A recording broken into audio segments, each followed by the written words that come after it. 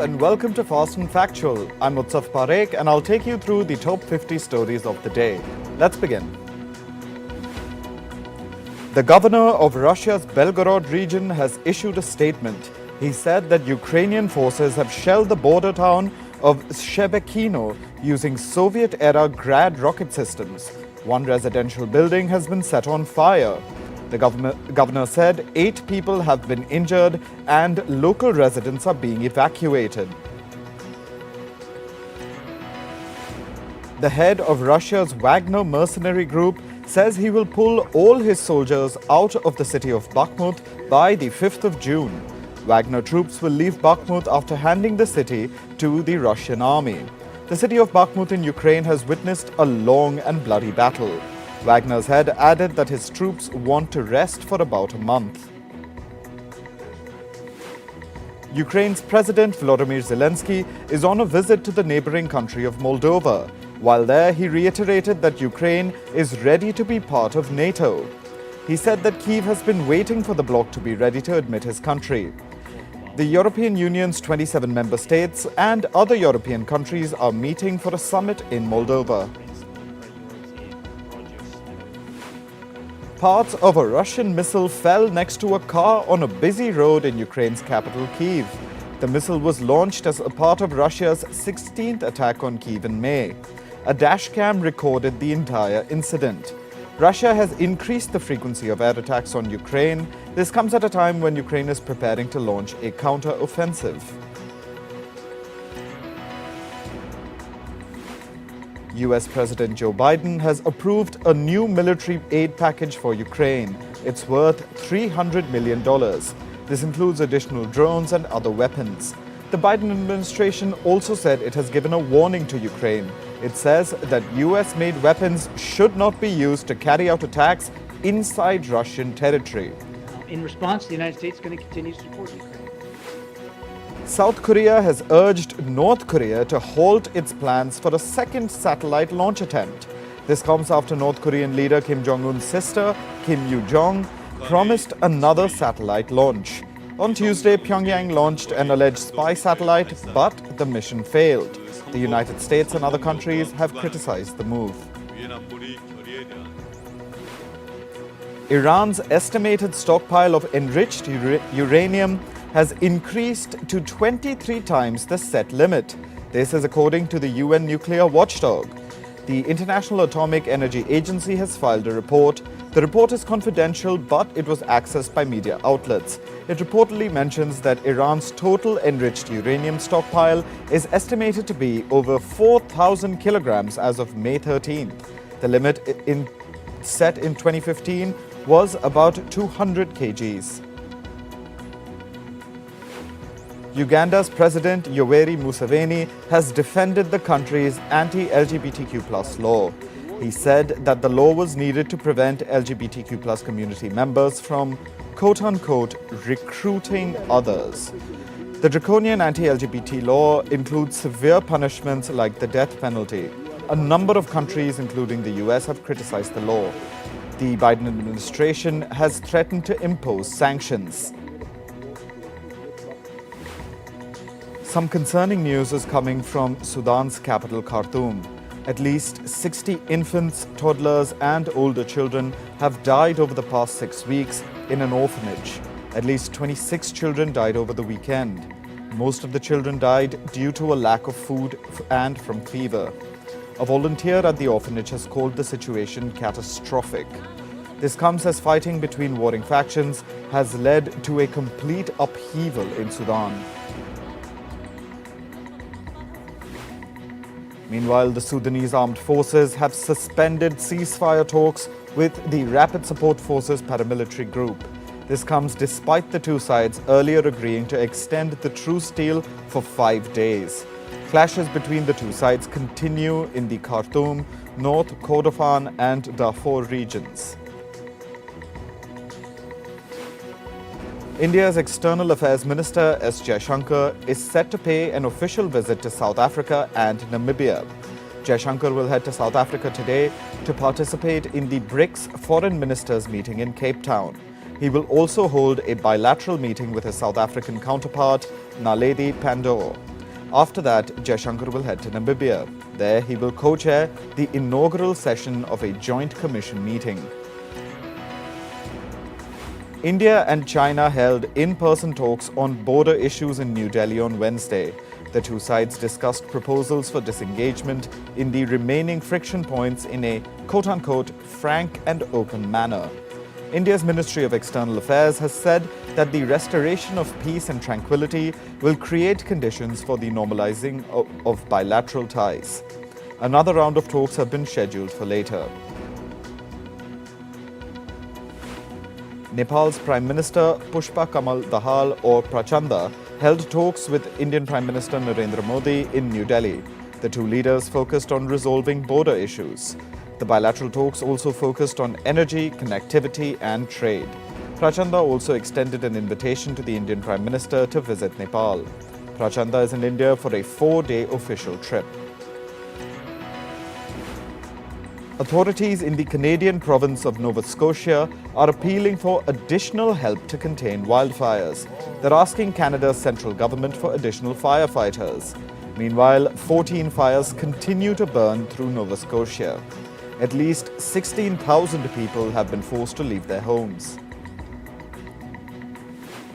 Residents in the US state of Massachusetts saw the effects of Canada's Nova Scotia fires. Smoke from the wildfires created an uneasy haze for the Americans. The Nova Scotia fires are expected to cause poor air quality across hundreds of kilometers of America's east coast. Typhoon Mawar is moving towards Taiwan and Japan. Earlier in May, the storm had wrecked the US territory of Guam in the Pacific Ocean. Despite losing some ferocity, it lashed Taiwan's eastern coast with gushing winds and rough seas. The typhoon is now slowly moving towards southern Japan. It's expected to make landfall by Friday. A coalition of NGOs demanded French oil giant Total Energies suspend their hydrocarbon projects worldwide. The demands come after a French court ordered the company to comply with the standards outlined in the 2015 Paris Climate Agreement. Activists protested outside the city halls in Paris and New York against the practices of the oil company. Climate activists stepped up protests against US Democratic Party lawmakers Chuck Schumer and Joe Manchin. They've been instrumental in the setting up of the Mountain Valley Pipeline. The project will spread across the states of Virginia and West Virginia in the US. Demonstrators alleged that the politicians had taken donations from oil companies to back the project. The pipeline project is worth over $6 billion. It passes across 1,000 lakes and wetlands. Emissions related to the project will be equal to at least 26 coal plants. Chile's state-owned Codelco Copper Company has been forced to shut down its smelter in the Venantas region after 6 decades of operation. This comes after hundreds of people residing near the smelter suffered sulfur dioxide poisoning. Smelting operations have had a grim impact on the region's environment. It has been dubbed Chile's Chernobyl. The Codelco Copper Company is the world's top producer of the metal. Beekeepers in the UAE have genetically modified queen bees. The genetic manipulation allows the queen bees to survive severe heat in the countries amid rising temperatures. The beekeepers will also place bee colonies under large canopies to protect them from the heat. Climate change and high temperatures have caused a dramatic fall in bee numbers around the world. Credit ratings agency Moody's has said that the UK may go through a mild recession this year. The agency expects the economy to shrink by 0.1% in 2023. However, an earlier projection by the Bank of England said that the UK will likely dodge a recession. Last month, the IMF also erased its forecast of a recession in Britain. Food and beverage giant Nestlé has appointed Anna Mans as its new chief financial officer. She will replace Francois-Xavier Roger. Mans will also join Nestlé's board as an executive vice president. She currently serves as the finance chief of the London Stock Exchange Group. American job posting site ZipRecruiter is eliminating about 20% of its workforce. The job cuts will impact about 270 employees. Most of these cuts will be through its sales and customer support divisions. The company's chief executive officer, Ian Siegel, will also take a 30% cut on his base pay. Healthcare company Abbott Laboratories has sued one of its former scientists. The firm has sued Roger Tyre for stealing sensitive documents. These contained confidential drug formulations. Abbott argues that if the documents are leaked, it could hurt the company's competitive advantage in the nutrition market. Elon Musk has become the world's richest person yet again. The Tesla CEO surpassed luxury tycoon Bernard Arnault to reclaim the position. Arnault is the chief executive officer of the French fashion house Louis Vuitton. This week, Arnault's wealth reportedly slid after a drop in Louis Vuitton's stock price. Reports say that Musk and Arnault have been neck to neck for the top spot this year. According to reports, 150 to 200 Credit Suisse employees are resigning daily. The bankers are worried about their future and are seeking safer employment at competitors. This is after UBS took over Credit Suisse earlier this year in a merger arranged by the Swiss government. Some Amazon employees in the American city of Seattle have staged a walkout protest. More than 100 people gathered around Amazon's Seattle headquarters. They were protesting against the company's layoffs and return to office policies. In recent months, Amazon has announced some 27,000 job cuts.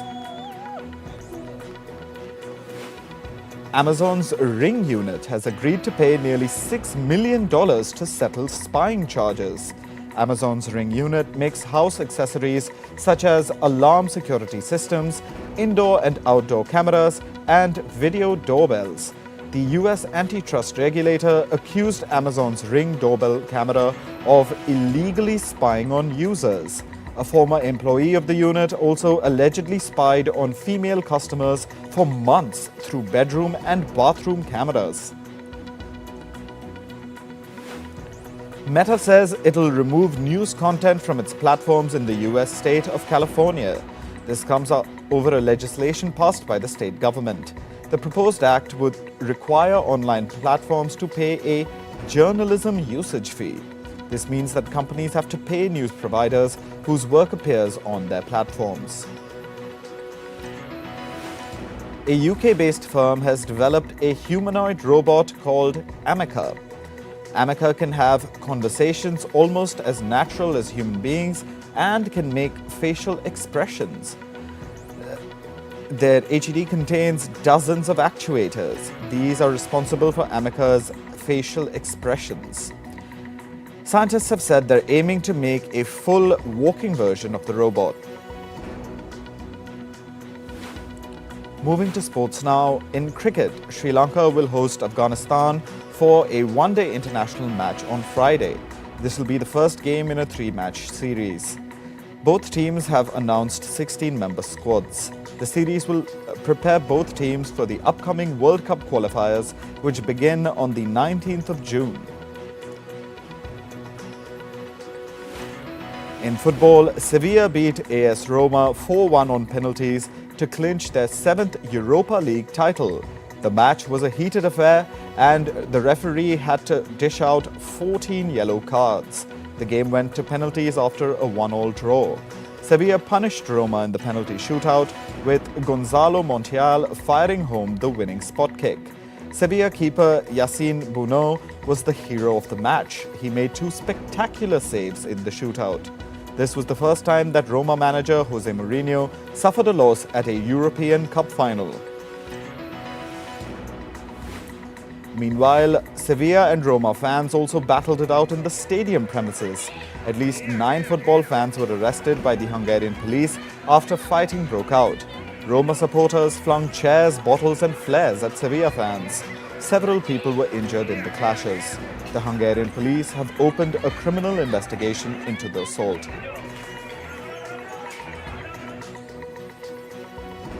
Chelsea midfielder Mason Mount has agreed to personal terms with Manchester United.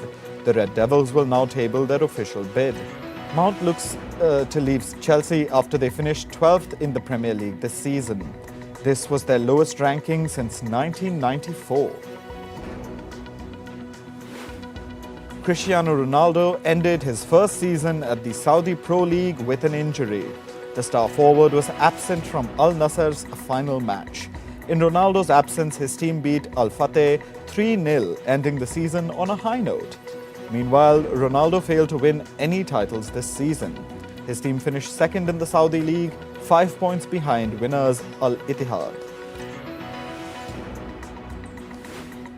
In tennis, Novak Djokovic reached the third round at the French Open.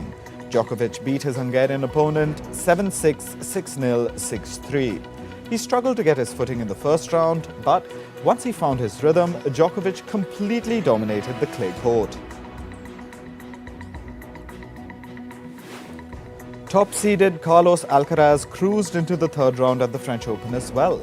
The Spaniard beat Japan's Taro Daniel comfortably with a 6-1, 6-1, 6-2 win. Alcaraz looks determined to defend his Roland Garros title. The Indian duo of Yuki Bhambre and Saket Mainekni roared into the second round at Roland Garros. They dominated their French opponents 6-3, 6-2, winning the match in just 64 minutes. They'll now play the third round in the men's doubles on Friday. In badminton, India's Kiran George is on a roll at the Thailand Open. He defeated another high-ranked player to advance to the quarterfinals. 59th ranked George beat world number 26 Yang Weng 21-11, 21-19 in straight sets. On Wednesday, he had defeated world number 9 Shi Yuki in straight sets as well. A Cuban team of all-female umpires will call the shots at the country's national baseball championships. The women umpires are breaking all barriers in a sport which has been dominated by men. This comes after Cuba allowed women to participate as umpires across all sports. The barrier was first broken in December 2022 when women referees judged Cuba's national boxing games.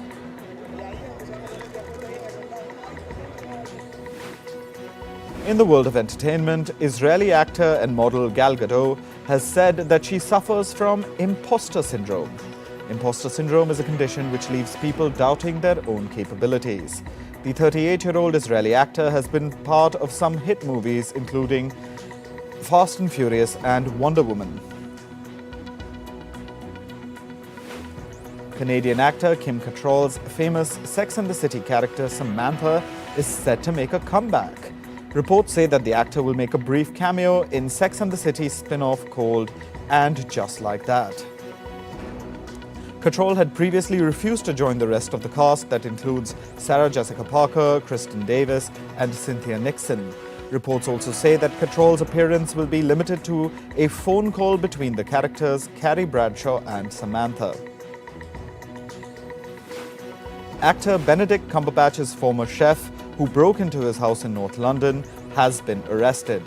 The chef, Jack Bissell, allegedly broke into the house through the front gate while shouting, "I know you've moved here, I hope it burns down." Cumberbatch's wife, Sophie Hunter, and their 3 children were reportedly at home at the time of the incident. Rap icon Tupac Shakur will be honored with a star on the Hollywood Walk of Fame.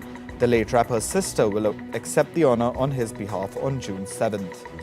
Hollywood Walk of Fame producers praised Tupac Shakur, calling him a poet and a revolutionary. The rapper was shot dead in 1996 in Las Vegas while he was just 25 years old. American actor Amber Heard has responded to rumors about her exit from Hollywood. Heard said that she has no plans to quit acting. She cleared the air while she was stopped by paparazzi in Spain's capital, Madrid. Amber Heard has famously starred in Aquaman. Another part of the franchise, called Aquaman and the Lost Kingdom, is set for a 2023 release. American rapper Megan Thee Stallion is taking a break from music to focus on her mental health.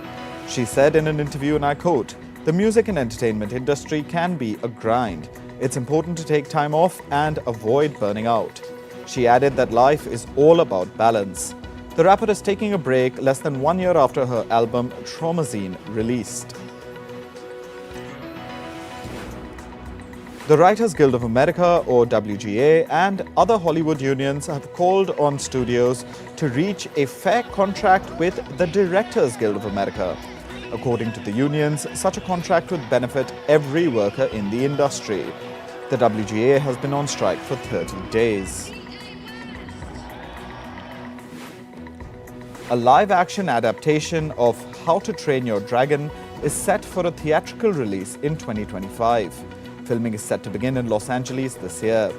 The cast includes 15-year-old Mason Thames and 18-year-old Nico Parker. Thames is known for his role in the 2022 horror film The Black Phone. Parker has previously starred in the 2019 film Dumbo. American authorities have decided not to go forward with charges against actor Armie Hammer due to a lack of evidence. Hammer was accused of sexual assault and emotional abuse by his former girlfriend in 2021. In January 2021, several women accused Hammer of misconduct. Hammer is famous for playing the character Oliver in hit drama movie Call Me By Your Name. Mexican actor Sergio Calderon has died at the age of 77. He was best known for his roles in films The In-Laws, Men in Black, and Pirates of the Caribbean 3 at World's End. Calderon's family said that the actor died in a Los Angeles hospital due to natural causes.